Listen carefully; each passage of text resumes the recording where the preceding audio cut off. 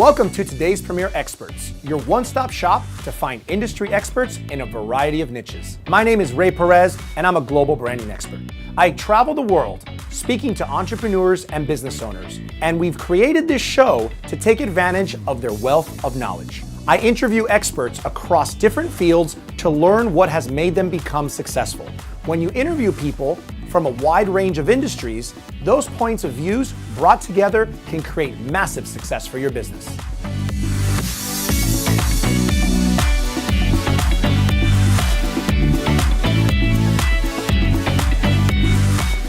Welcome to today's Premier Experts. I'm your host, Ray Perez, and today's special guest is Jeffrey Hayzlett, who is a global business celebrity. But before we get into the interview, we have a special segment called Small Business, Big Ideas. This is where we travel the country with the Small Business Expo, interviewing attendees and sponsors on their thoughts and experiences on a variety of topics.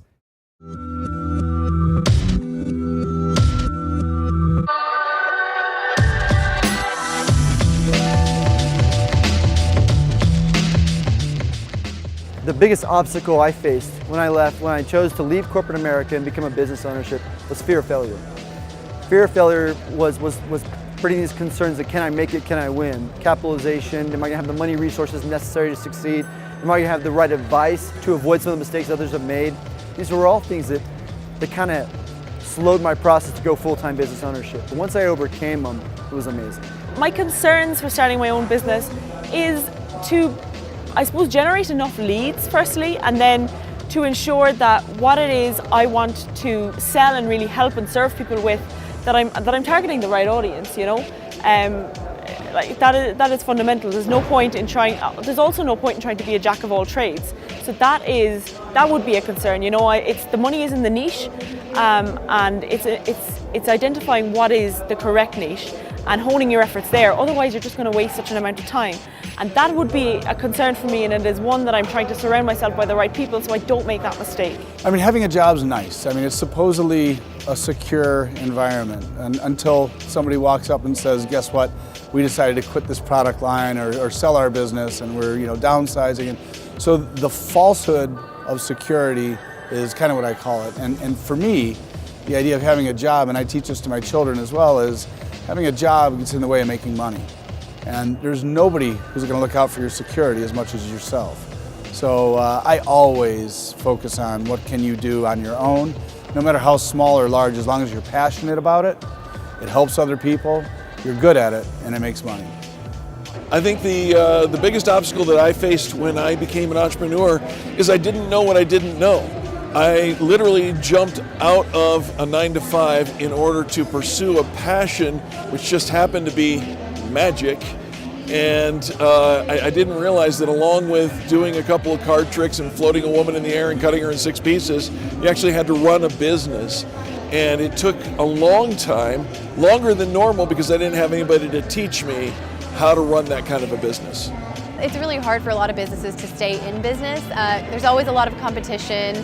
There's always a lot of people out there that trying to take you out, or you might not have the funds. Some people get into a business and they don't really know how much it's going to cost. The expenses pile up on you really quickly, and it kind of catches you off guard, and you run out of business. And I think that's the thing that a lot of people are scared of, and a lot of people aren't really prepared for. So yeah, just kind of being prepared and knowing what you're getting yourself into.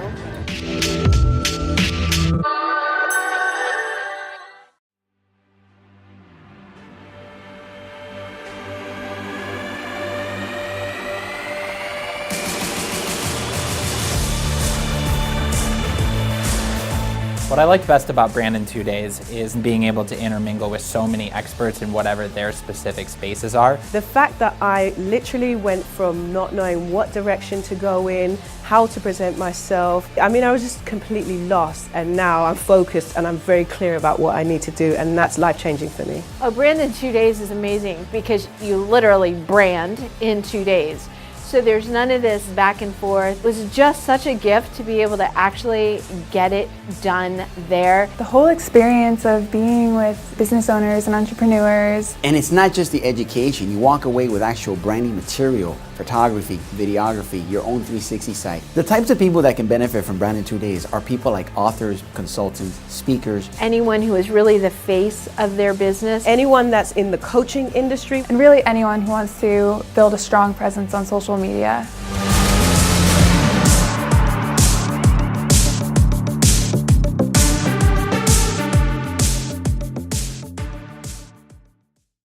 I'm Jeffrey Hayzlett, Chairman and CEO of the C-Suite Network. The C-Suite Network has 500,000 trusted executives from around the world.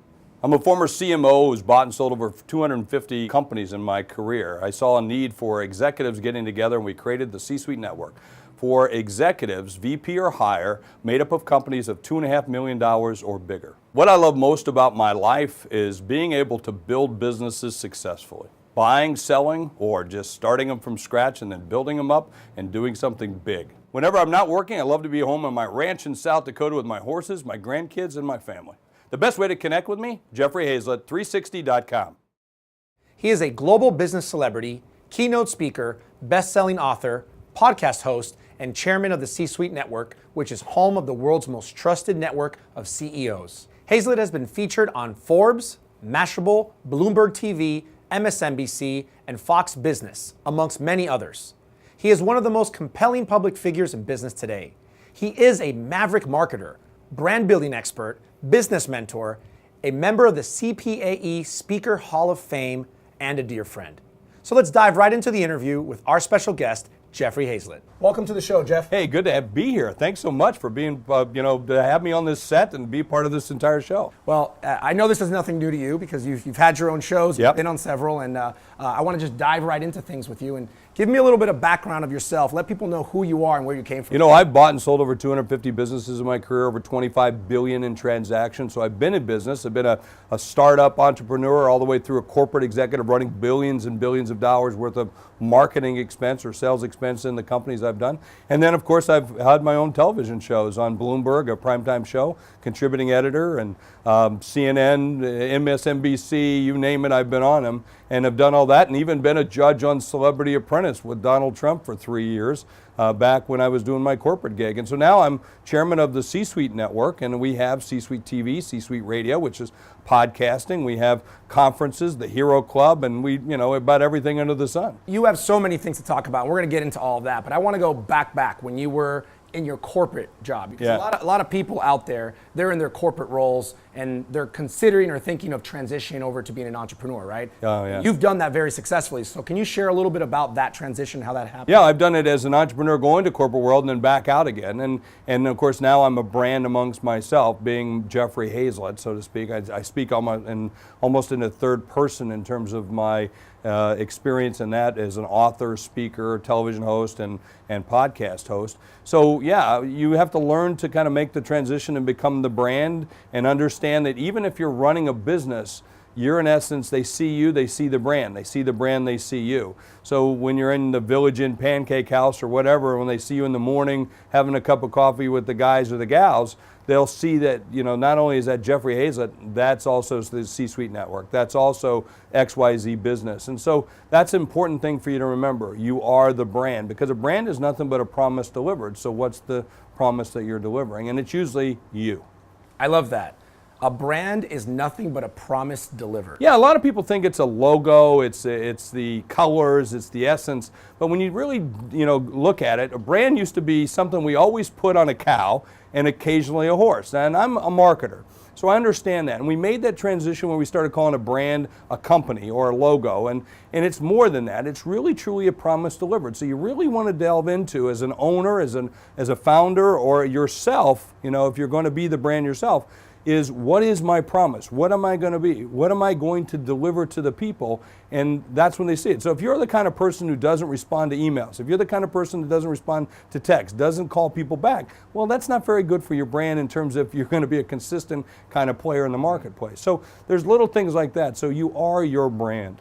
Well, I mean, obviously this is such a great conversation to have with me. Well, you're the expert, man. You know that. You live the brand. You look the brand. I mean, you play that part. But more importantly, I know who you are. You're genuine about that. You eat and sleep and drink that. So you're constantly coming to me with suggestions on things. You know, I'm beyond hopeless. You know, I'm not going to change. I'm an old dog with no new tricks, right? No, I'm actually a baby boomer in a millennial body. That's the way I try to describe it, and probably bigger than necessary, as my wife would say, in terms of just size.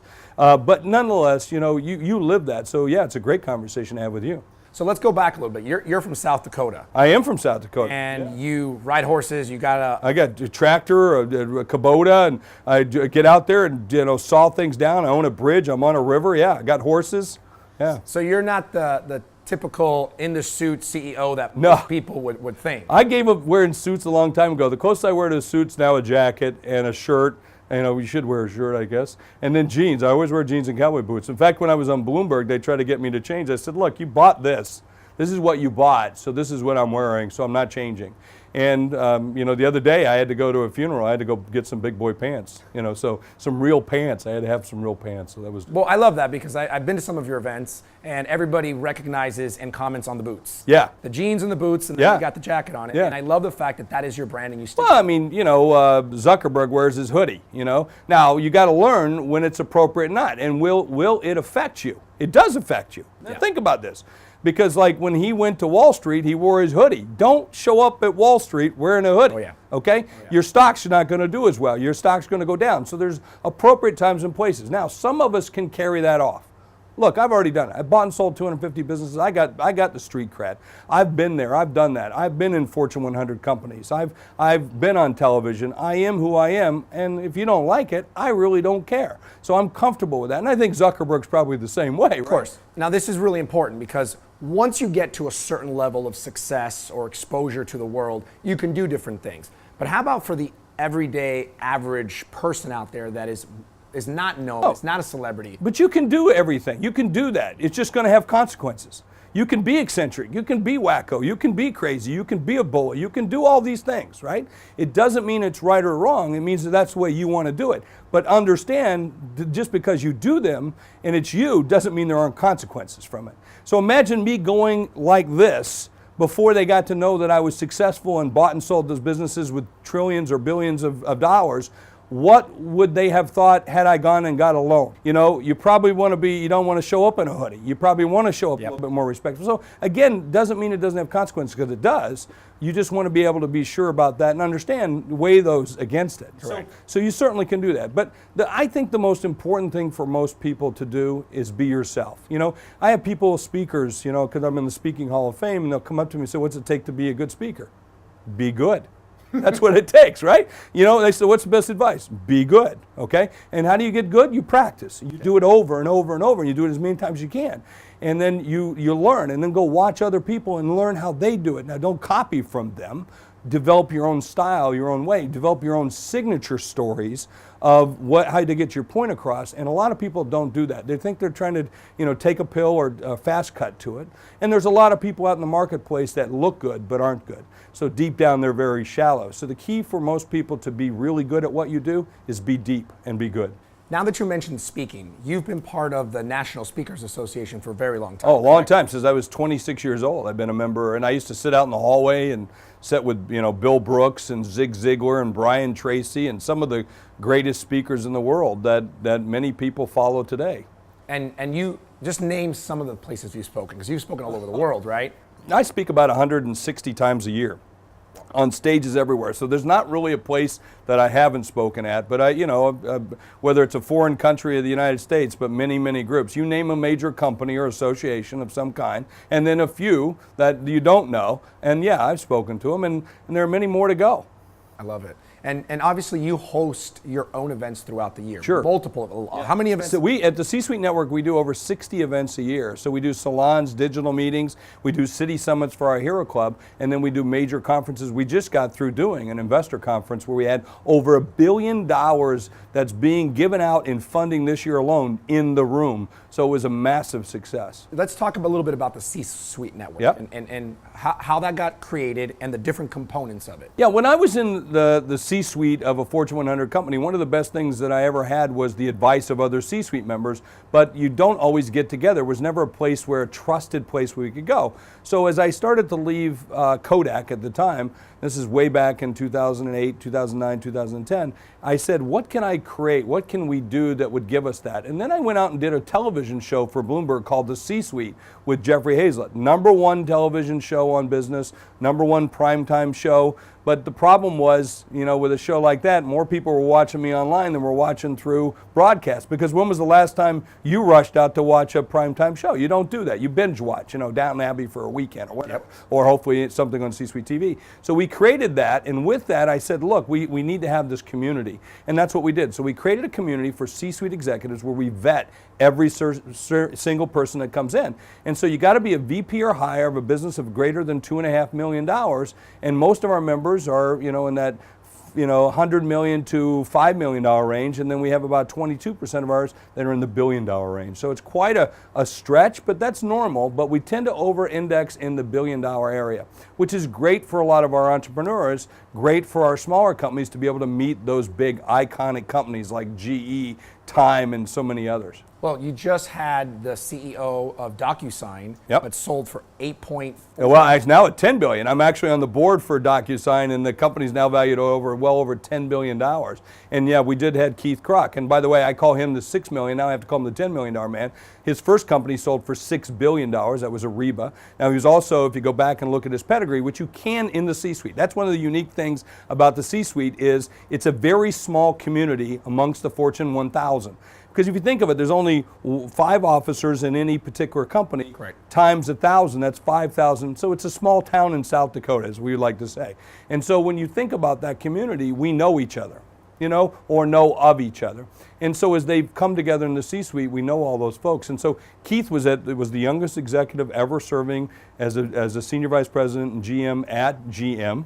And then he went on to found Ariba, sold it for $6 billion, and then went off and started funding a whole bunch of other companies while he was also the chairman of the board for Purdue, because that's his big alma mater, and I happen to know Keith really well, and then went on to become the chairman of DocuSign, and then helped take the company public for $10 billion. See, that's pretty amazing, and I attended the event you had in San Francisco, and the awesome exposure that a business owner or an entrepreneur that's doing well, it's doing a couple $1 million a year, but just doesn't have the access to connect. That's so cool. I'm sorry to interrupt you, but I get so excited about that because that's a big thing. I don't think we understand the value of networking and how much that's important for us in our businesses. I have a huge Rolodex. I mean, you know, I have hundreds of thousands of Twitter followers, you know, tens of thousands in LinkedIn and so forth and so on. I can go on and on and on. And a mailing list of over 500,000. And yet I know a lot of those executives, and more importantly, I know I can connect you. So if you call me and say, Jeff, I need to know so-and-so, hey, I don't know that person, but this person does, or this or that. That's the way this group works. And so that's what's really cool about the C-Suite Network is that it's a trusted, vetted group. So you might not even like the person in the room, but at least they paid their dues to get in, meaning they were this tall to get in. And so that's very important for people to be able to come together in a safe environment and ask very vulnerable questions. You know, like how to do this, who should I talk to, what's the best vendor, what's the best partner, what's the best technology, what is going on with ICOs, what's going on with crypto, what's going on with blockchain. And because you might not know about those things, or even the biggest term or the biggest thing that'll be in the future will be AI. You know, so it's important for an executive who's in meetings all the time, doing what you have to do every single day to be successful because you got to pay the bills, but then you got to know about all this other stuff out there to be able to have a network of executives, of experts, of consultants, trainers, coaches, and other C-level executives that you can rely on. Very big. One of my favorite parts is when we broke into the groups, about 6 per table, and we shared some of our best practices and softwares and features, and then we stood up and shared it with the entire room. I think I left with about 27 different apps and everything else, are just going to make a huge difference. Well, that's like when I first got my iPhone.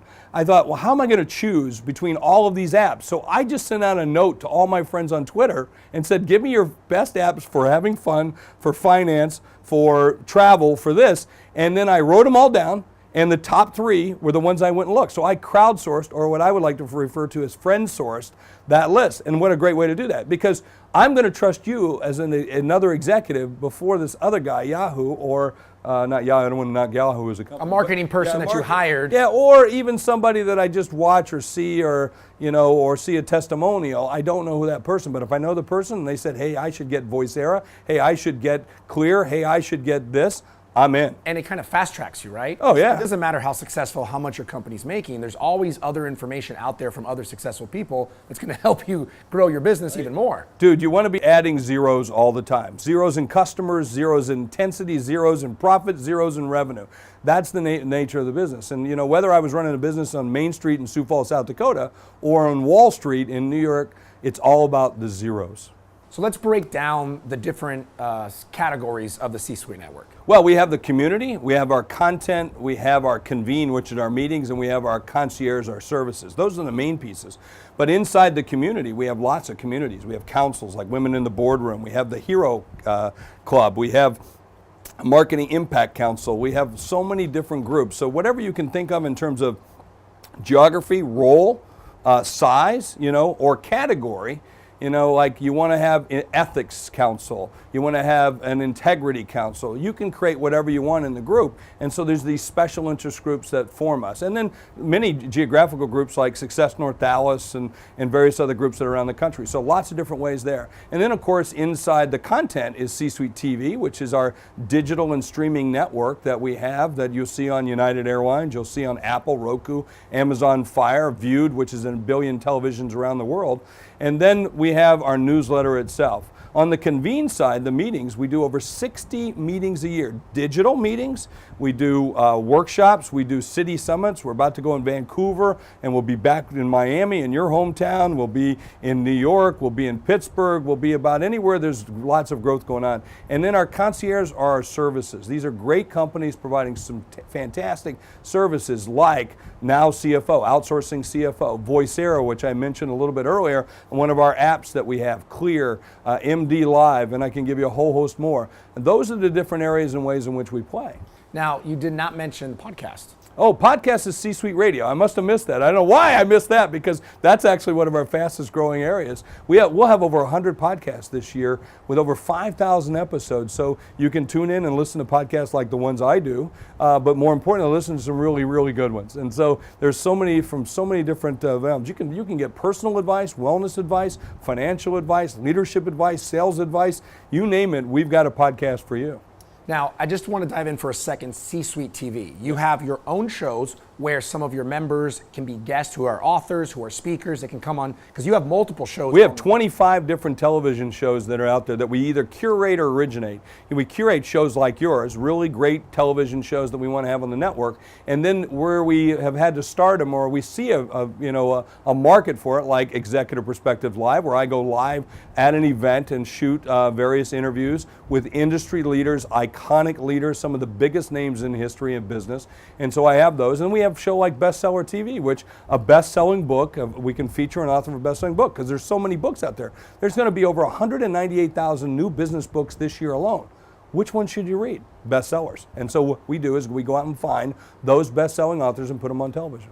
So not only does the C-Suite network plug you into a great community, give you more resources from some of the top performing leaders in the industry, but it also gives you maximum exposure through online, radio, TV, and streaming. You gotta have a great business, but you gotta go out and tell people about it. And so we're a really great B2B platform for the businesses, and a great place for information like our Hero Club, where we have heroes who have real values and operating businesses in their communities and want to do good.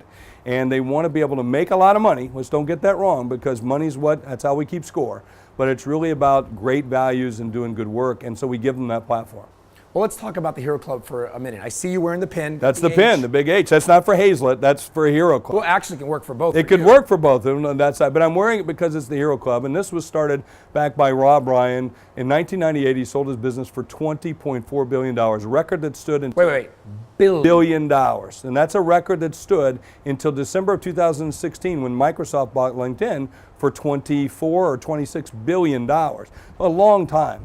But when he sold his company, he set aside a percentage of his company, giving and creating the greatest number of millionaires ever started or created in one day. And so that's what Rob did. And so people would run up to him and say, Mr. Rob, you don't know me, but I'm the janitor. I get to send my kids to college. You're my hero. He never thought of himself as a hero. So he decided what he could do. He really could help other people do what he did. And so he brought these people together in order to create other hero businesses. And businesses that cared about the community can have a great exit. And so we started that, and then we saw what we were doing with the C-Suite Network. We combined those two together, and the numbers took off. We added lots of zeros. Well, that's absolutely amazing. I'm actually now a new... You're a hero, and congratulations. Thank you for And that. it's a vetted process. You have to apply. We check you out. You checked out great. You had great credentials. And then once you go through the credentialing process, we bring you on board, and it's nothing but great news after that. Well, at first, I mean, there's a lot of people that say that there's applications and their processes. When I found out that you actually called some of the people that worked with me, I knew you were serious. No, it's a big serious thing. You don't want to call someone a hero unless they're really a hero. And what do we mean by hero? We make you sign a pledge. We make you say that you're going to take care of the people that got you where you were going. You take care of your community. You give to the symphony. You give to the Little League. You give to the Girl Scouts. Whatever those things are that are important for you and your community, we make sure that you are recognized for it. Because heroes aren't heroes. They just run hero companies. Great companies in their towns, in their cities, in their states, and that's what you're doing. And that was the number one thing that attracted me to the Hero Club, because I've lived and operated my business always about taking care of my team, acknowledging them, making sure that they're taken care of. And when you give first and ask for nothing in return, you're always going to receive, right? Yeah, when I was inducted into the Speaking Hall of Fame, one of the things I said is I heard from another speaker one time who said, if you give, you get. I try to live by that as much as I possibly. Not so much I give money away or that, but I try to help other people, because I didn't get to where I was because I'm really good. I got there because I had a lot of great people who helped me along the way. And then I try to be good. And I try to be the best that I can possibly be. But without those people pulling me or pushing me or opening the door for me, I never would be sitting here talking to you today. And that's kind of how we met, through people that we've met, through people, so that's the way it works in this world, man. And what a great world and what a great country that we live in that allows us to become these kinds of great premier experts that you have, like on this show, and who just go out and try to help other people and do good. So if someone wants to learn more about the Hero Club, the C-Suite Network, connect with you, what's the best way to do that? Just search for C-Suite, because we're all things C-Suite, and we dominate that hashtag, but you can find us at csuitenetwork.com. If you want to find me, you can just go to jeffreyhayzlett360.com. You'll find me there, or just look for Hayzlett. You'll find me pretty much everywhere. I'm bigger than necessary. And HeroClub360.com. And Hero, yeah, and exactly. CSuite360.com to connect with everything. We take them all. We want to do them all, because I want to make it as easy. That's the way, as a marketer, I've always learned to make it easy for people to find you so they can do business with you. That's the best thing you should do. Well, Jeff, thank you so much for being here. Thank you. It's a pleasure. Thank you. What a pleasure to be here. And hopefully one day I'll have you back on here. Oh, I can't wait. I'm ready to go. Thank you for joining us on today's Premier Experts. I'm Ray Perez, reminding you to never leave for tomorrow what you can do today, and always stay true to your brand. If you or anyone you know is an expert in a particular niche or industry, we would love to have a conversation about potentially being on the show. Just visit todayspremierexperts.com, click on Be a Guest, and fill out the form.